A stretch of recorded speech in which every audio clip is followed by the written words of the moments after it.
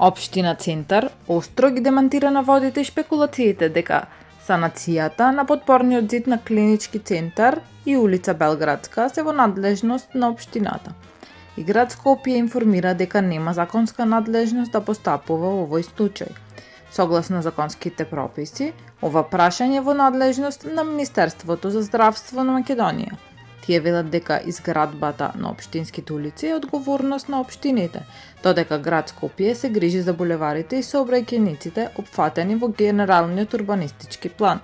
Подпорниот зид, кој служил како ограда на Клиничкиот центар, како што додаваат, е во надлежност на Министерството за здравство. Млад скопјанец е тешко повреден во страот на сообраќајка која се случи во Скопје на булевар Србија. Во СВР Скопје било пријавено дека на булевар Србија 20-годишникот Скопје, управувајќи патничко возило БМВ со скопски регистарски ознаки, изгубил контрола над возилото и удрил во столб од улично осветлување. Во несреќата со тешки телесни повреди се здобил возачот, констатиран е во комплексот клиники Мајка Тереза. Увид изврши екипа од СВР Скопје. Во објава на Facebook, градоначалникот на општина Газибава, Бубан Стевковски, ја информира јавноста дека младиот Никола ја победи болеста. Тој им се заблагодари на хуманите граѓани.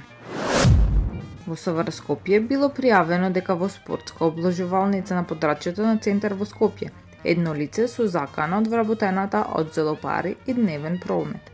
Извршен бил увид од увидна екипа на СВР Скопје и се преземаат мерки за расчистување на случајот. Таму е Скопје, град мој љубав лише, што ми